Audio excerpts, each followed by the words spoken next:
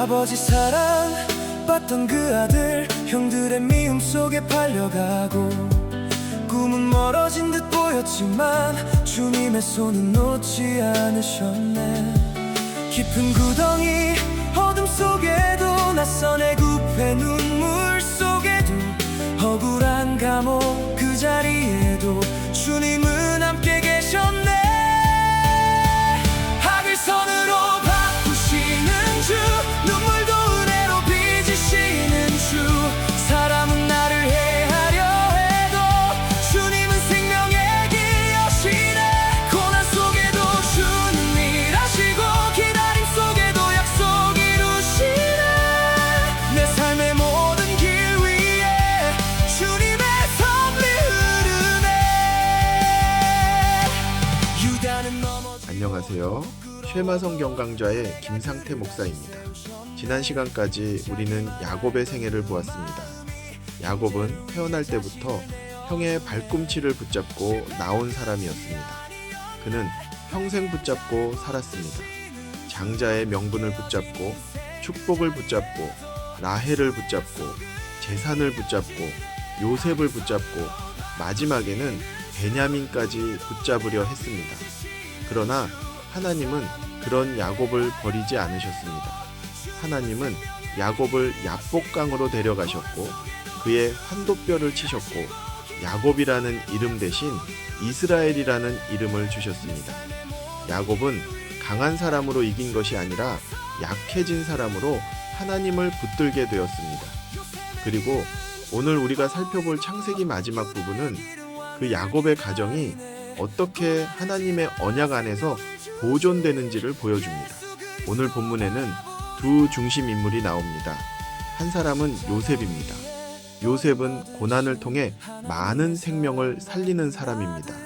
그는 형들에게 미움을 받고 팔려가고 억울한 누명을 쓰고 감옥에 갇히지만 하나님은 그 모든 과정을 통해 요셉을 애굽의 총리로 세우십니다.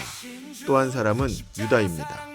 유다는 처음에는 자기 이익을 위해 동생을 팔아넘기는 사람이었습니다. 창세기 38장에서는 부끄러운 실패까지 드러납니다. 그러나 하나님은 그 유다를 변화시키십니다. 나중에 유다는 베냐민을 대신해서 자신이 종이 되겠다고 말하는 사람으로 바뀝니다. 그리고 놀랍게도 메시아의 계보는 요셉이 아니라 유다를 통해 이어집니다. 그러므로 오늘 강좌의 핵심은 이것입니다. 요셉의 이야기는 성공담이 아닙니다. 유다의 이야기는 단순한 도덕적 교훈이 아닙니다. 창세기 36장부터 50장은 하나님의 섭리 이야기입니다. 하나님께서 인간의 죄와 실패와 배신과 고난까지도 다스리셔서 자기 백성을 보존하시고 약속하신 구원의 길을 이루어 가시는 이야기입니다. 오늘 이 말씀을 함께 따라가 보겠습니다. 오늘은 창세기 36장부터 창세기의 마지막 부분을 함께 살펴보겠습니다. 먼저 창세기 36장입니다. 창세기 36장은 에서의 족보입니다. 솔직히 성경을 읽다가 족보가 나오면 조금 지루하게 느껴질 때가 있습니다. 이름도 어렵고 누가 누구를 낳았는지 계속 반복되기 때문입니다. 그런데 성경의 족보는 단순한 이름 목록이 아닙니다. 족보는 하나님께서 역사를 어떻게 이끌어 가시는지를 보여주는 신학적 지도입니다. 36장에는 에서의 후손, 곧 에돔 족속의 계보가 나옵니다. 여기서 우리가 주목해야 할 것은 에서의 후손들이 생각보다 빨리 번성한다는 것입니다. 에서는 세일산에 정착하고 그의 자손들은 족장들을 이루고 나중에는 왕들도 나옵니다. 창세기 36장 31절을 보면 이런 말씀이 나옵니다. 이스라엘 자손을 다스리는 왕이 있기 전에 에돔 땅을 다스리던 왕들은 이러하니라. 이 말씀이 참 의미심장합니다. 이스라엘에는 아직 왕이 없습니다. 야곱의 집안은 아직 한 가족 단위입니다. 그런데 에서의 후손 에돔에는 벌써 왕들이 있습니다. 세상적으로 보면 에서의 집안이 더 빨리 성공한 것처럼 보입니다. 더 빨리 나라를 이루고 더 빨리 왕이 나오고 더 빨리 안정된 정치 구조를 갖춘 것처럼 보입니다. 그런데 성경은 에서의 번성을 길게 붙잡고 가지 않습니다. 36장에서 에서의 계보를 정리한 뒤 성경의 관심은 다시 야곱의 계보로 돌아갑니다. 왜 그렇습니까? 하나님의 관심은 단순한 세상적 성공에 있지 않기 때문입니다. 하나님의 관심은 언약입니다. 에서는 빨리 번성했습니다. 그러나 언약의 계보는 야곱을 통해 이어집니다. 에돔은 세상적으로 먼저 왕을 가졌지만 하나님께서 약속하신 왕, 곧 메시아는 야곱의 계보, 더 정확히 말하면 유다의 계보를 통해 오십니다. 여기서 우리는 중요한 교훈을 받습니다. 하나님의 나라는 속도가 아니라 방향입니다. 세상은 빨리 성공하는 사람을 부러워합니다. 빨리 자리 잡고, 빨리 이름을 얻고, 빨리 커지는 것을 복이라고 생각합니다. 그러나 성경은 우리에게 묻습니다. 너는 어디를 향해 가고 있느냐? 에서의 길은 빨라 보였습니다. 그러나 언약의 길은 아니었습니다. 야곱의 길은 느리고 험했습니다. 실패도 많고 고난도 많고 가정의 상처도 많았습니다. 그러나 그 길 위에 하나님의 언약이 있었습니다. 사랑하는 여러분, 신앙의 길도 그렇습니다. 하나님을 믿는다고 해서 항상 빨리 성공하는 것은 아닙니다. 오히려 더디게 보일 때가 많습니다. 남들은 앞서가는 것 같은데 나는 뒤처지는 것 같을 때가 있습니다. 남들은 편하게 사는 것 같은데 나는 말씀 붙들고 사느라 더 어려운 것처럼 느껴질 때도 있습니다. 그러나 중요한 것은 속도가 아닙니다. 방향입니다. 내 인생이 하나님의 약속 안에 있는가? 내 가정이 하나님의 말씀 안에 있는가? 내가 세상의 방식이 아니라 하나님의 언약을 붙들고 가고 있는가? 창세기 36장은 우리에게 말합니다.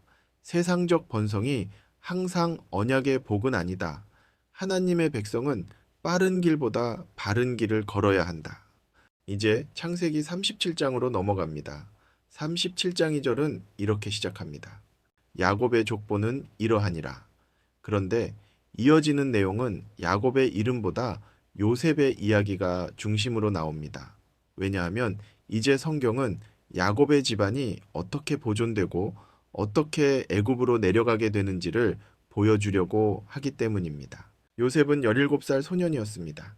그는 형들과 함께 양을 쳤고 형들의 잘못을 아버지에게 알렸습니다. 그리고 아버지 야곱은 요셉을 특별히 사랑했습니다. 왜냐하면 요셉은 라헬의 아들이었기 때문입니다. 야곱이 가장 사랑했던 여인 라헬, 그 라헬에게서 난 아들이 요셉이었습니다. 야곱은 요셉에게 채색옷을 지어 입혔습니다. 이 채색옷은 단순히 예쁜 옷이 아닙니다. 노동하는 사람이 입는 옷이라기보다 특별한 신분을 나타내는 옷입니다. 쉽게 말하면 야곱이 요셉을 다른 아들들보다 특별하게 대우했다는 뜻입니다. 형들이 그것을 보고 어떻게 했습니까? 37장 4절에 이렇게 나옵니다. 그의 형들이 아버지가 형제들보다 그를 더 사랑함을 보고 그를 미워하여 그에게 편안하게 말할 수 없었더라. 가정 안에 편애가 들어오면 평안이 깨집니다. 야곱 자신도 편애 때문에 고통을 겪었던 사람입니다. 이삭은 에서를 사랑했고 리브가는 야곱을 사랑했습니다. 그 편애 속에서 형제 사이가 갈라졌습니다.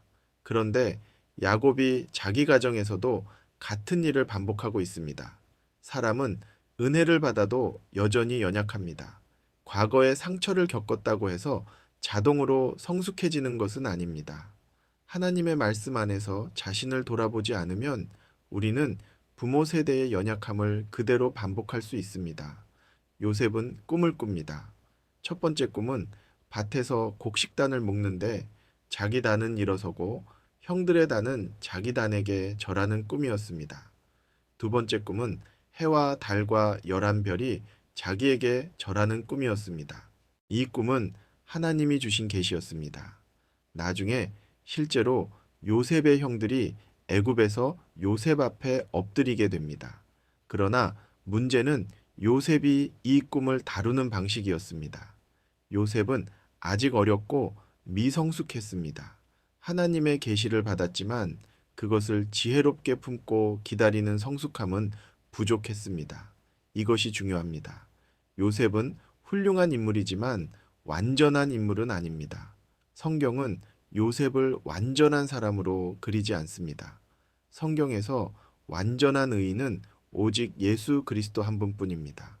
요셉은 그리스도를 예표하는 인물이지만 요셉 자신이 그리스도는 아닙니다. 그래서 우리는 요셉 이야기를 읽을 때 나도 요셉처럼 자라면 총리가 된다는 식으로 읽으면 안 됩니다. 그것은 도덕주의이고 성공주의입니다. 요셉 이야기는 성공의 공식이 아닙니다. 요셉 이야기는 하나님의 섭리의 증언입니다. 요셉의 형들은 요셉을 미워했습니다. 그리고 어느 날 요셉이 형들을 찾아 도단까지 갔을 때 형들은 멀리서 요셉을 보고 말합니다. 꿈꾸는 자가 오는도다. 그리고 그를 죽이려고 합니다. 르우벤이 말립니다. 생명은 해치지 말자고 합니다. 나중에 몰래 구해주려고 했던 것입니다. 그런데 유다가 말합니다.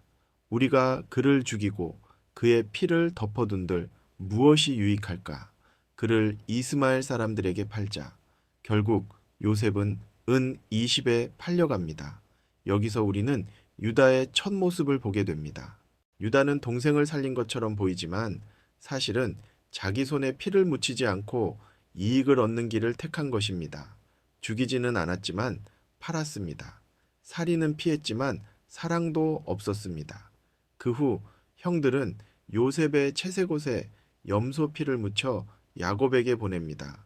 아버지의 아들의 옷인가 보소서. 참 잔인한 말입니다. 우리 동생의 옷입니다 라고 하지 않습니다. 아버지의 아들이라고 합니다. 이미 형제 관계는 무너졌습니다. 야곱은 그 옷을 보고 요셉이 죽었다고 생각합니다. 그는 옷을 찢고 오래도록 애통합니다. 야곱은 과거에 아버지 이삭을 속이기 위해 염소 새끼를 사용했습니다. 이제 그의 아들들이 염소 피로 야곱을 속입니다. 죄는 반드시 대가를 남깁니다. 하나님께서 택하신 사람이라도 그가 행한 죄의 결과에서 완전히 자유롭지는 않습니다. 하지만 여기서 중요한 것은 하나님께서 이 모든 죄악 속에서도 자기 계획을 이루어 가신다는 사실입니다. 형들은 요셉을 제거했다고 생각했습니다. 그러나 하나님은 요셉을 애굽으로 보내고 계셨습니다. 창세기 37장에서 요셉이 애굽으로 팔려갔습니다. 그런데 39장으로 바로 넘어가지 않고 성경은 갑자기 38장에서 유다 이야기를 들려줍니다. 처음 읽을 때는 조금 이상합니다. 왜 요셉 이야기를 하다가 갑자기 유다와 다말 이야기가 나올까? 하지만 이것은 성경 저자의 실수가 아닙니다. 아주 중요한 의도가 있습니다. 성경은 요셉과 유다를 함께 보여주고 있습니다. 요셉은 고난 속에서도 순전함을 지키는 사람으로 나옵니다. 유다는 실패하고 무너진 사람으로 나옵니다. 그런데 하나님은 이 두 사람을 모두 사용하십니다. 유다는 형제들을 떠나 가나안 사람 수아의 딸과 결혼합니다. 이것부터 문제가 있습니다. 아브라함과 이삭의 집안에서 그렇게 조심했던 것이 가나안 여인과의 혼인이었습니다. 그런데 유다는 언약 가문의 경계선을 흐리게 만듭니다. 그에게 세 아들이 태어납니다. 엘, 오난, 셀라입니다. 첫째, 엘이 다말과 결혼하지만 여호와 보시기에 악하여 죽습니다.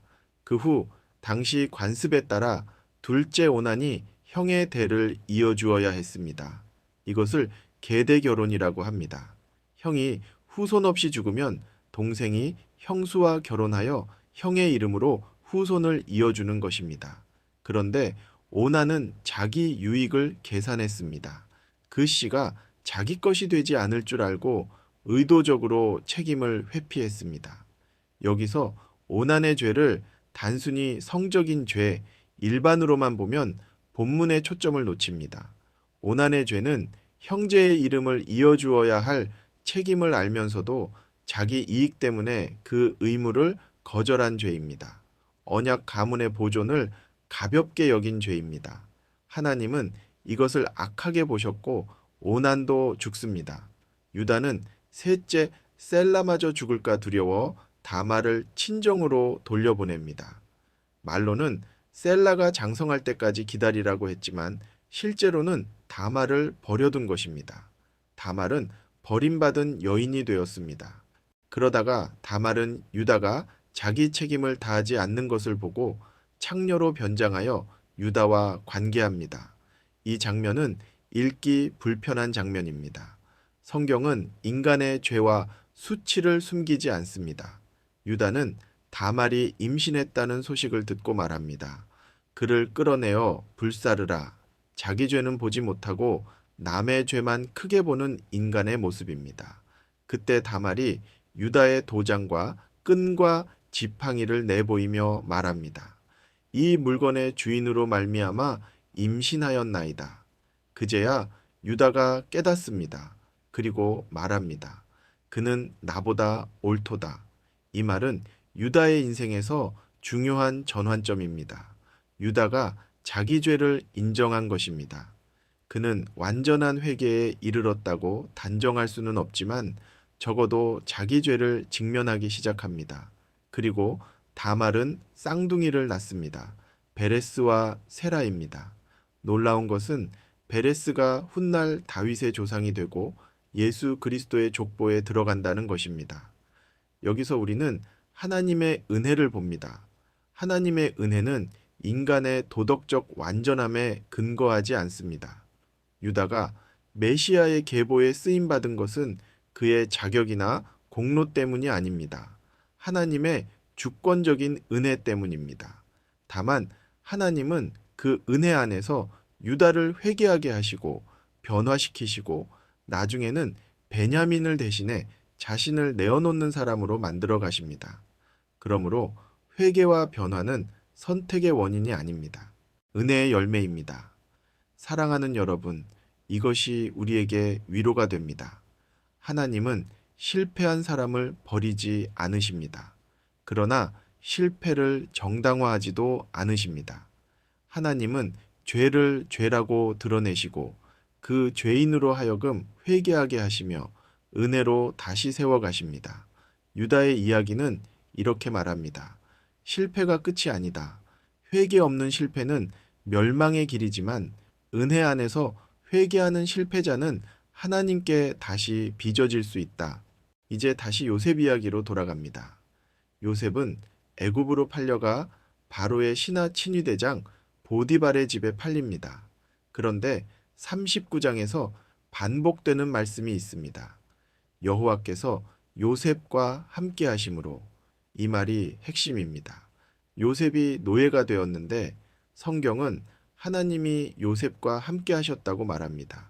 우리는 보통 하나님이 함께 하시면 문제가 풀리고 길이 열리고 형통하게 된다고 생각합니다. 그런데 요셉의 경우를 보십시오. 하나님이 함께 하시는데 노예입니다. 하나님이 함께 하시는데 억울한 일을 당합니다. 하나님이 함께 하시는데 감옥에 들어갑니다. 그러면 성경이 말하는 형통이 무엇입니까? 형통은 단순히 돈을 많이 버는 것이 아닙니다. 형통은 단순히 지위가 높아지는 것이 아닙니다. 성경적 형통은 하나님이 함께 하시는 것입니다. 물론 고난 자체가 선한 것은 아닙니다. 노예 생활이 좋은 것이 아닙니다. 억울한 누명이 좋은 것이 아닙니다. 감옥이 좋은 것이 아닙니다. 그러나 하나님이 함께 하시면 그 고난조차 하나님의 선한 목적 안에서 쓰임 받을 수 있습니다. 요셉은 보디발의 집에서 성실하게 일합니다. 보디발은 요셉에게 집안 모든 것을 맡깁니다. 그런데 그때 시험이 찾아옵니다. 보디발의 아내가 요셉을 유혹합니다. 요셉은 거절합니다. 그 이유가 중요합니다. 요셉은 말합니다. 내가 어찌 이 큰 악을 행하여 하나님께 죄를 지으리이까? 요셉은 사람 앞에서만 살지 않았습니다. 하나님 앞에서 살았습니다. 보디발이 보든 안 보든 사람들이 알든 모르든 요셉은 하나님이 보고 계신다는 사실을 알았습니다. 이것이 성경적 윤리의 핵심입니다. 신앙은 교회 안에서만 경건한 척하는 것이 아닙니다. 사람들이 볼 때만 정직한 척하는 것이 아닙니다. 진짜 신앙은 아무도 보지 않을 때 하나님 앞에서 사는 것입니다. 요셉은 유혹을 이기기 위해 그 자리 자체를 피했습니다. 본문은 보디발의 아내가 날마다 청하였지만 요셉이 함께 있지도 않았다고 말합니다. 이것도 지혜입니다. 죄를 이기는 방법은 죄와 가까이 있으면서 버티는 것이 아닙니다. 피해야 할 것은 피해야 합니다. 믿음은 용기이기도 하지만 때로는 도망치는 지혜이기도 합니다. 결국 보디발의 아내는 요셉을 모함합니다. 요셉의 옷을 붙잡고 거짓 증거를 만듭니다. 요셉은 억울하게 감옥에 갇힙니다. 요셉의 인생은 계속 내려갑니다. 채색 옷에서 노예의 옷으로, 노예의 자리에서 죄수의 자리로 내려갑니다. 그러나 성경은 다시 말합니다. 여호와께서 요셉과 함께 하시고, 사랑하는 여러분, 하나님이 함께 하시는 삶은 항상 높아지는 길만이 아닙니다. 때로는 내려가는 길입니다. 그러나 하나님이 함께 하시면 내려가는 길도 하나님의 뜻 안에서는 준비의 길이 될 수 있습니다. 감옥에서 요셉은 왕의 술 맡은 관원장과 떡 굽는 관원장을 만납니다. 두 사람이 각각 꿈을 꾸고 근심합니다. 그때 요셉이 묻습니다. 어찌하여 오늘 당신들의 얼굴에 근심이 있나이까? 요셉은 자기 고난 속에서도 다른 사람의 얼굴을 볼 줄 아는 사람이었습니다. 이것이 참 귀합니다. 고난을 당하면 사람은 자기 고통밖에 보지 못할 때가 많습니다. 그런데 요셉은 감옥 안에서도 다른 사람의 근심을 봅니다. 그들이 꿈을 해석할 사람이 없다고 말하자 요셉이 대답합니다. 해석은 하나님께 있지 아니하니이까. 창세기 37장의 요셉과 40장의 요셉은 다릅니다. 37장의 요셉은 자기 꿈을 형들에게 말하며 미성숙한 모습을 보였습니다. 그러나 40장의 요셉은 꿈의 해석이 자기에게 있는 것이 아니라 하나님께 있다고 고백합니다. 고난이 요셉을 낮춘 것입니다. 감옥이 요셉을 겸손하게 만든 것입니다. 하나님은 요셉을 버려두신 것이 아니라 빚고 계셨습니다. 요셉은 술 맡은 관원장의 꿈을 해석합니다. 사흘 후 복직될 것이라고 말합니다. 그리고 부탁합니다.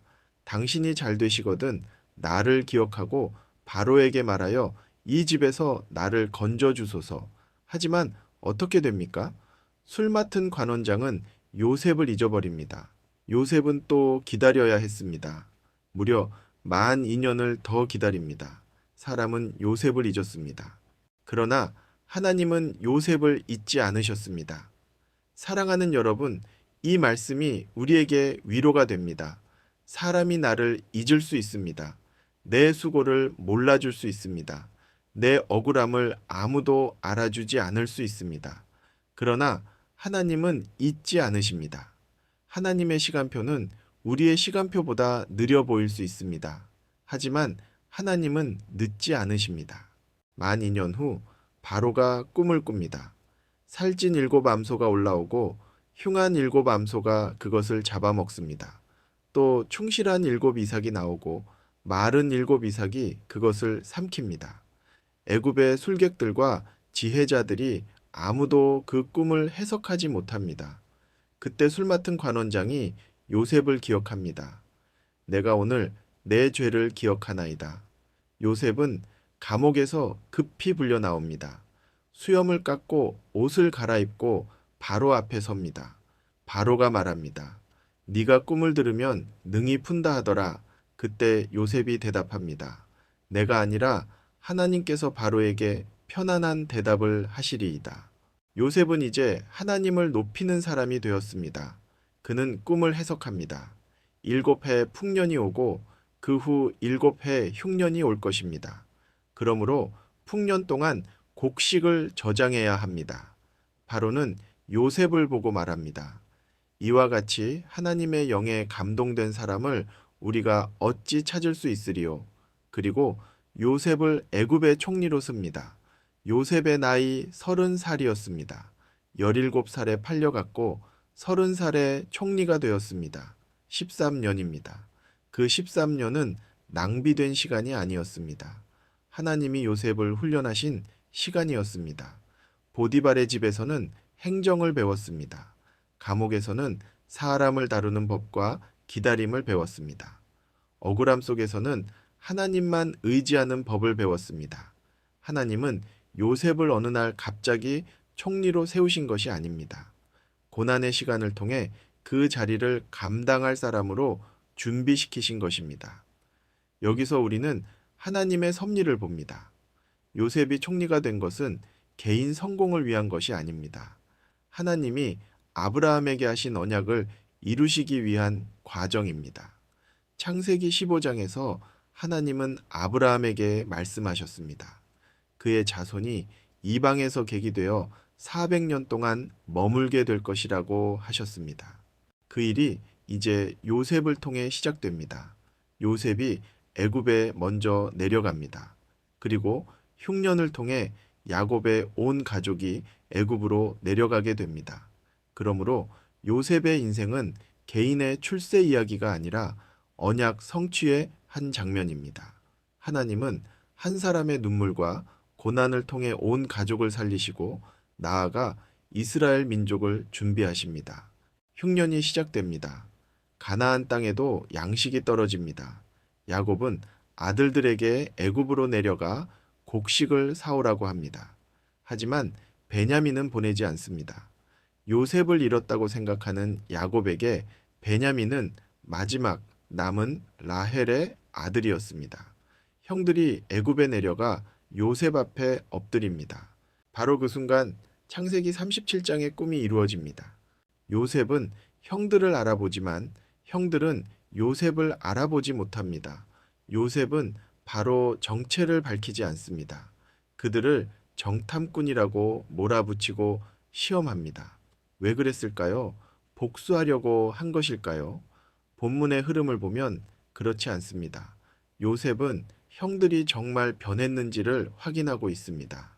특히 베냐민을 어떻게 대하는지를 보려는 것입니다. 옛날에 형들은 아버지의 사랑을 받던 요셉을 시기하여 팔았습니다. 그렇다면 이제 아버지의 사랑을 받는 또 다른 아들 베냐민에게는 어떻게 할 것인가? 그들이 또 베냐민을 버릴 것인가? 아니면 베냐민을 지킬 것인가? 요셉은 그것을 확인하고 있습니다. 요셉이 시므온을 붙잡아 두고 나머지 형들에게 베냐민을 데리고 오라고 합니다. 그때 형들이 서로 말합니다. 우리가 아우의 일로 말미암아 범죄하였도다. 이 말이 중요합니다. 형들의 양심이 깨어나기 시작했습니다.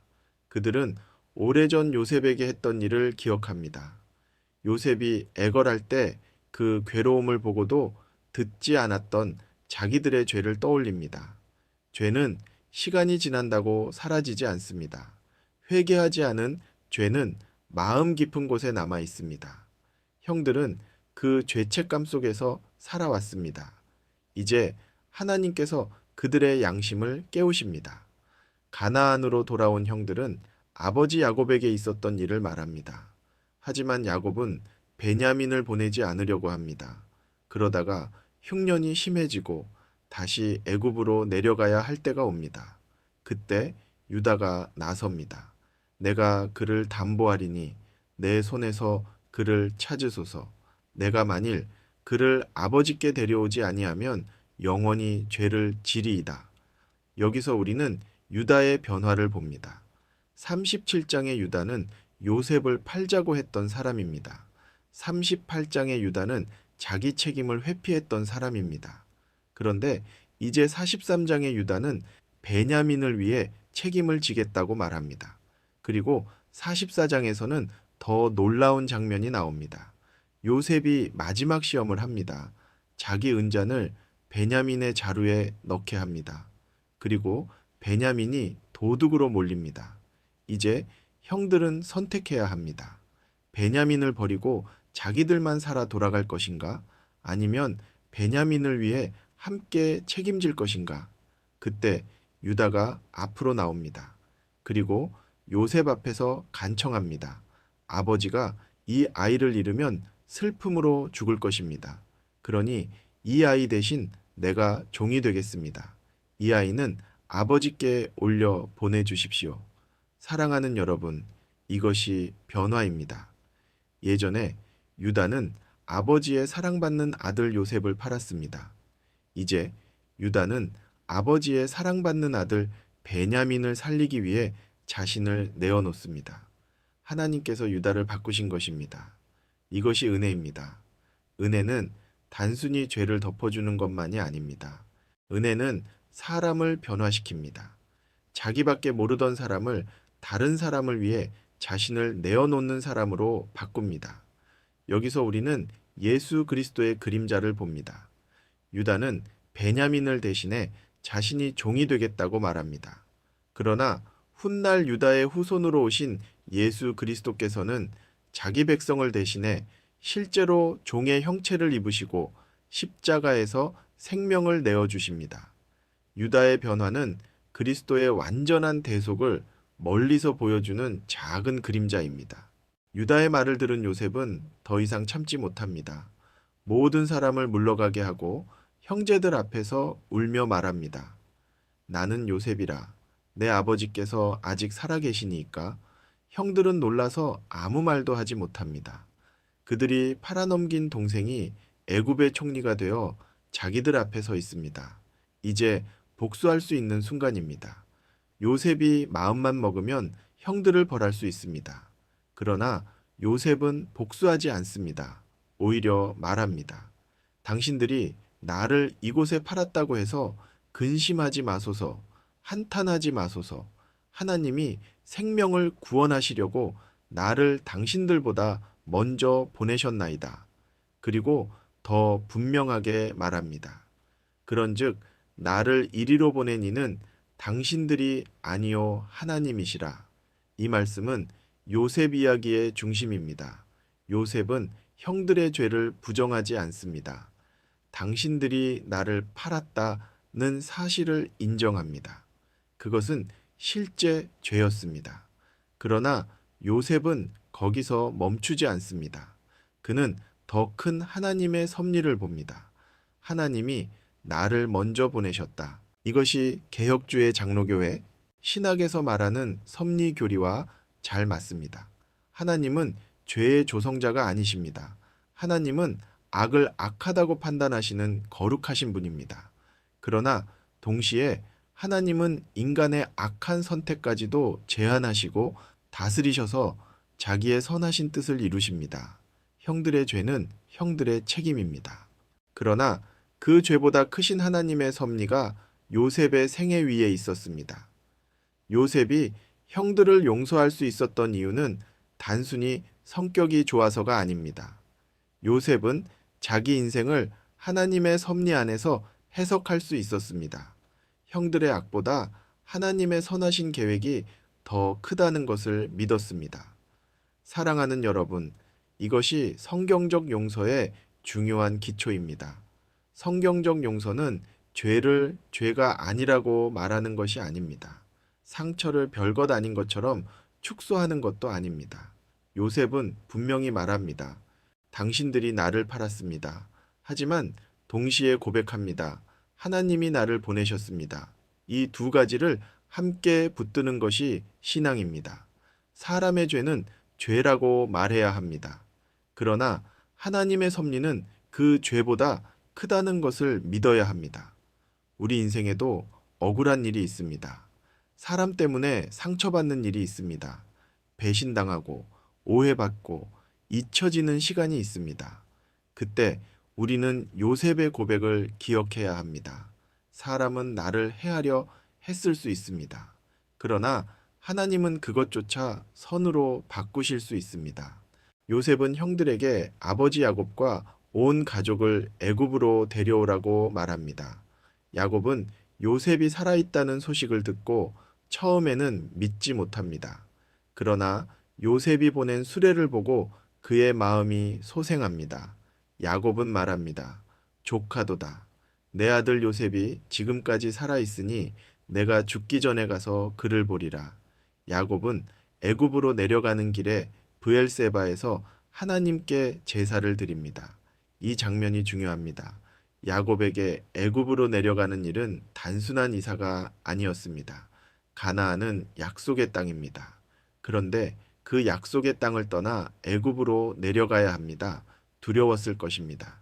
그때 하나님께서 밤에 환상 중에 야곱에게 말씀하십니다. 나는 하나님이라. 네 아버지의 하나님이니라. 애굽으로 내려가기를 두려워하지 말라. 내가 거기서 너로 큰 민족을 이루게 하리라. 내가 너와 함께 애굽으로 내려가겠고 반드시 너를 인도하여 다시 올라올 것이며. 이 말씀은 하나님께서 애굽 이주를 허락하셨을 뿐 아니라 그것이 언약 성취의 과정임을 확인해 주신 것입니다. 하나님은 가나안에서만 함께 하시는 분이 아닙니다. 애굽으로 내려가는 길에도 함께 하십니다. 사랑하는 여러분, 우리도 인생에서 예상하지 못한 자리로 내려갈 때가 있습니다. 내가 계획하지 않은 곳으로 가야 할 때가 있습니다. 원치 않는 환경 속에 들어갈 때가 있습니다. 그러나 하나님께서 함께 하시면 그곳도 하나님의 섭리의 장소가 될 수 있습니다. 야곱은 애굽에 도착하고 바로 앞에 섭니다. 바로가 야곱에게 나이를 묻습니다. 그때 야곱이 대답합니다. 내 나그네 길의 세월이 130년이니이다. 험악한 세월을 보내었나이다. 참 정직한 고백입니다. 야곱은 자기 인생을 화려하게 포장하지 않습니다. 나는 믿음의 조상으로 위대한 삶을 살았습니다. 라고 말하지 않습니다. 험악한 세월을 보냈습니다. 라고 말합니다. 야곱의 인생은 정말 험했습니다. 형과 갈등했습니다. 외삼촌 라반에게 속았습니다. 사랑하는 라헬을 잃었습니다. 딸 디나의 사건을 겪었습니다. 요셉을 잃은 줄 알고 수십 년을 슬퍼했습니다. 자기 인생을 돌아보니 험악한 세월이었습니다. 그러나 그 험악한 세월 속에서도 하나님은 야곱을 버리지 않으셨습니다. 이것이 은혜입니다. 하나님의 사람이라고 해서 인생이 항상 평탄한 것은 아닙니다. 그러나 험악한 세월 속에서도 하나님은 자기 백성을 붙드십니다. 야곱은 험악한 세월을 살았지만 하나님의 언약은 그의 인생을 떠나지 않았습니다. 창세기 48장에서는 야곱이 병들었다는 소식을 듣고 요셉이 두 아들 므낫세와 에브라임을 데리고 옵니다. 야곱은 요셉의 두 아들을 자기 아들로 삼습니다. 이것은 요셉에게 장자의 두 몫을 주는 의미가 있습니다. 르우벤은 원래 장자였지만 아버지의 침상을 더럽힌 죄로 장자권을 잃었습니다. 그 장자의 두 몫이 요셉에게 주어집니다. 그래서 나중에 이스라엘 12지파를 말할 때 요셉 지파 하나가 아니라 에브라임과 므낫세가 각각 지파로 세워집니다. 그런데 야곱이 축복할 때 손을 엇갈립니다. 오른손은 장남 므낫세에게 얹어야 할 것 같은데 야곱은 오른손을 차남 에브라임에게 얹습니다. 요셉이 그것을 보고 손을 옮기려 합니다. 하지만 야곱은 말합니다. 나도 안다. 내 아들아, 나도 안다.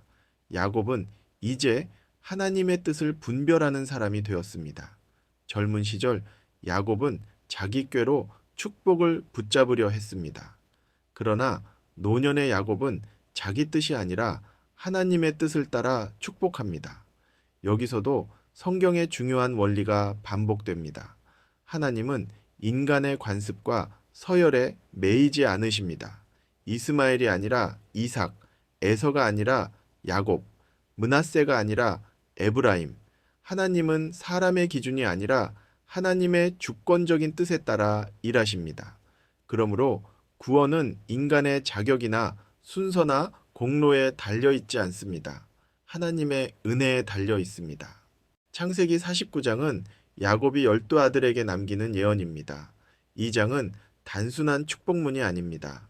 각 아들의 성품과 과거 행적, 그리고 그 후손의 미래가 함께 드러나는 예언적 말씀입니다. 르우벤은 장자였지만 탁월하지 못할 것이라고 합니다. 왜냐하면 아버지의 침상을 더럽혔기 때문입니다. 시므온과 레위는 분노와 폭력으로 인해 흩어질 것이라고 합니다. 세겜 사건에서 보여준 잔인함 때문입니다. 그런데 유다에게 이르러 분위기가 달라집니다. 야곱은 유다를 향해 말합니다. 유다야, 너는 내 형제의 찬송이 될지라. 그리고 유다를 사제에 비유합니다. 가장 중요한 말씀은 창세기 49장 10절입니다. 규가 유다를 떠나지 아니하며 통치자의 지팡이가 그 발 사이에서 떠나지 아니하기를 실로가 오시기까지 미치리니 그에게 모든 백성이 복종하리로다. 여기서 규는 왕권을 상징합니다. 하나님께서 유다 지파를 통해 왕권을 주실 것을 말씀하십니다. 훗날 다윗이 유다 지파에서 나옵니다. 그리고 다윗의 후손으로 예수 그리스도께서 오십니다. 그러므로 유다에 대한 이 예언은 궁극적으로 그리스도를 향합니다. 요셉은 고난을 통해 생명을 보존하는 그리스도의 모형을 보여줍니다. 그러나 메시아의 왕권은 유다의 계보를 통해 이어집니다. 요셉은 구원의 방식을 보여줍니다. 고난을 통한 생명 보존입니다. 유다는 구원의 계보를 보여줍니다. 왕 되신 그리스도께서 오실 혈통입니다. 이 두 흐름이 창세기 마지막에서 함께 만나 예수 그리스도를 향해 나아갑니다. 여기서 다시 한번 하나님의 은혜를 봅니다. 유다가 누구입니까? 요셉을 팔자고 했던 사람입니다. 다말 사건으로 부끄러운 실패를 드러낸 사람입니다. 그런데 하나님은 그 유다의 계보를 통해 메시아를 보내십니다. 이것은 유다가 훌륭해서가 아닙니다. 하나님의 주권적인 은혜 때문입니다. 하나님은 실패한 사람을 회개시키시고 변화시키시고 하나님의 구원 역사 안에 세우십니다. 사랑하는 여러분, 우리의 소망은 우리의 완전함에 있지 않습니다. 하나님의 은혜에 있습니다. 창세기 50장에서 야곱은 죽습니다. 요셉은 아버지의 얼굴에 엎드려 울고 입 맞춥니다. 야곱은 유언대로 막벨라 굴에 장사됩니다. 아브라함과 사라, 이삭과 리브가 야곱의 아내 레아가 묻힌 그곳입니다. 야곱은 죽어서도 약속의 땅을 바라봅니다. 그런데 야곱이 죽자 형들이 두려워합니다. 요셉이 혹시 우리를 미워하여 우리가 그에게 행한 악을 다 갚지나 아니할까? 형들은 아직 요셉의 용서를 온전히 믿지 못했습니다. 죄책감이 그들 안에 남아 있었습니다. 그들은 요셉에게 사람을 보내 용서를 구합니다. 요셉은 그 말을 듣고 웁니다. 그리고 창세기 전체를 마무리하는 위대한 고백을 합니다. 두려워하지 마소서, 내가 하나님을 대신하리이까. 이 말이 중요합니다. 요셉은 심판자의 자리에 앉지 않습니다. 복수는 하나님의 영역입니다. 요셉은 자신이 하나님을 대신할 수 없다고 말합니다. 그리고 이어서 말합니다. 당신들은 나를 해하려 하였으나 하나님은 그것을 선으로 바꾸사 오늘과 같이 많은 백성의 생명을 구원하게 하시려 하셨나니. 이 말씀이 창세기의 결론입니다. 인간은 죄를 지었습니다. 아담과 하와는 선악과를 먹었습니다. 가인은 아벨을 죽였습니다. 노아 시대 사람들은 부패했습니다. 바벨 사람들은 자기 이름을 높이려 했습니다. 아브라함도 연약했습니다. 이삭도 연약했습니다. 야곱은 속이고 붙잡는 사람이었습니다. 요셉의 형들은 동생을 팔았습니다. 유다는 실패했습니다. 창세기는 인간의 실패를 숨기지 않습니다. 그러나 창세기의 결론은 인간의 실패가 아닙니다. 하나님의 신실하심입니다. 사람은 악을 행했지만 하나님은 그 악을 다스려 선을 이루셨습니다. 형들은 요셉을 해하려 했지만 하나님은 그것을 통해 많은 생명을 구원하셨습니다. 이것이 하나님의 섭리입니다. 그리고 이 섭리는 예수 그리스도의 십자가에서 가장 분명하게 드러납니다. 사람들은 예수님을 미워했습니다. 종교 지도자들은 예수님을 시기했습니다. 가롯 유다는 예수님을 팔았습니다. 빌라도는 불의한 판결을 내렸습니다. 군인들은 예수님을 십자가에 못 박았습니다. 그 모든 것은 인간의 죄였습니다. 그러나 하나님은 그 십자가를 통해 자기 백성을 구원하셨습니다. 사람은 악을 행했지만 하나님은 그 악을 통해 구원의 길을 여셨습니다. 요셉의 고백은 십자가에서 완성됩니다. 당신들은 나를 해하려 하였으나 하나님은 그것을 선으로 바꾸셨습니다. 이 말씀은 우리 인생에도 붙들어야 할 말씀입니다. 내 삶에 이해되지 않는 일이 있을 수 있습니다. 억울한 일이 있을 수 있습니다. 사람에게 상처받을 수 있습니다. 배신당할 수 있습니다. 오랫동안 감옥 같은 시간을 지날 수 있습니다. 그러나 하나님은 그 모든 시간 위에 계십니다. 하나님은 악보다 크십니다. 하나님은 실패보다 크십니다. 하나님은 상처보다 크십니다. 하나님은 죽음 같은 자리에서도 생명을 준비하십니다. 요셉은 형들을 위로합니다. 두려워하지 마소서. 내가 당신들과 당신들의 자녀를 봉양하리이다. 이것이 참된 용서입니다. 용서는 단지 괜찮다고 말하는 것이 아닙니다. 용서는 하나님 앞에서 복수의 자리를 내려놓고 선으로 악을 이기는 것입니다. 요셉은 110세까지 삽니다. 그리고 죽기 전에 마지막 유언을 남깁니다.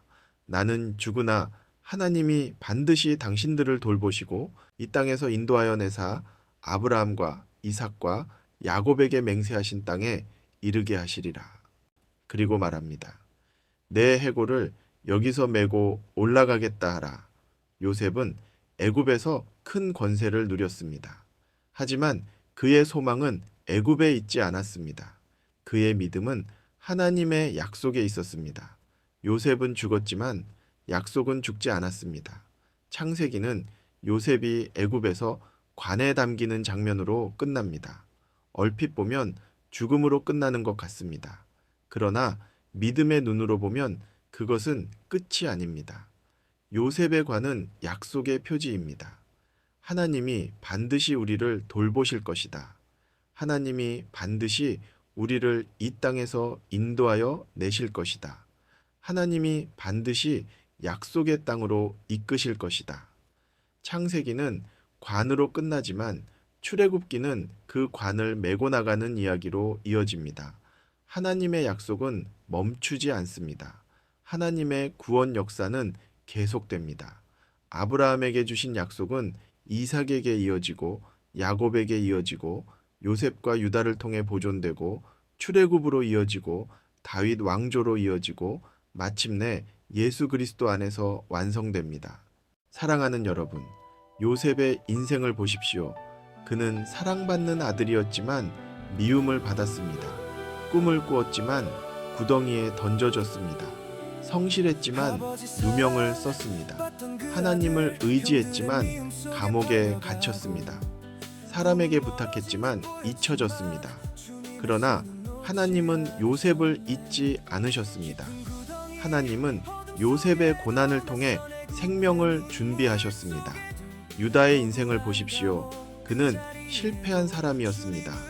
동생을 팔자고 했고 자기 책임을 회피했고 부끄러운 죄를 지었습니다. 그러나 하나님은 그를 버리지 않으셨습니다. 그를 회개하게 하시고 변화시키시고 마침내 베냐민을 대신해 자신을 내어놓는 사람으로 빚으셨습니다.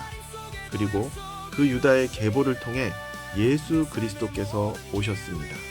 그러므로 오늘 말씀은 우리에게 이렇게 말합니다. 당신의 고난이 끝이 아닙니다. 당신의 실패가 끝이 아닙니다. 당신의 억울함이 끝이 아닙니다. 당신의 기다림이 끝이 아닙니다. 하나님이 함께 하시면 그 모든 것은 하나님의 섭리 안에서 새롭게 해석될 수 있습니다. 하나님은 악을 선으로 바꾸시는 분입니다. 하나님은 죽음 같은 자리에서도 생명을 준비하시는 분입니다. 하나님은 실패한 사람을 회개시키고 다시 세우시는 분입니다. 하나님은 약속을 잊지 않으시는 분입니다. 창세기는 요셉의 관으로 끝납니다. 그러나 그 관은 절망의 상징이 아닙니다. 소망의 상징입니다. 하나님이 반드시 돌보실 것이다. 하나님이 반드시 인도하실 것이다. 하나님이 반드시 약속을 이루실 것이다. 이 믿음으로 오늘 우리도 살아가기를 바랍니다. 우리의 삶이 지금 애굽 같은 자리일 수 있습니다. 감옥 같은 시간일 수 있습니다. 기다림의 시간일 수 있습니다. 그러나 하나님은 여전히 일하고 계십니다. 요셉의 하나님이 우리의 하나님이십니다. 유다를 변화시키신 하나님이 우리를 변화시키십니다. 아브라함과 이삭과 야곱에게 약속하신 하나님이 오늘 우리에게도 신실하십니다. 그리고 그 모든 약속은 예수 그리스도 안에서 완성되었습니다. 그러므로 사랑하는 여러분, 사람의 악보다 크신 하나님을 바라보십시오. 나의 실패보다 크신 은혜를 붙드십시오. 나의 고난보다 크신 하나님의 섭리를 신뢰하십시오. 그리고 예수 그리스도 안에서 주어진 하나님의 약속을 끝까지 붙드시기 바랍니다. 하나님은 반드시 자기 백성을 돌보십니다. 하나님은 반드시 약속을 이루십니다. 하나님은 반드시 우리를 생명의 길로 인도하십니다. 오늘도 그 하나님을 신뢰하며 우리의 삶을 주님의 손에 맡기며 살아가기를 바랍니다. 다음 시간에는 창세기를 지나 출애굽기의 말씀으로 함께 나아가겠습니다. 함께 해주셔서 감사합니다. 주님의 평안이 여러분과 함께 하시기를 바랍니다.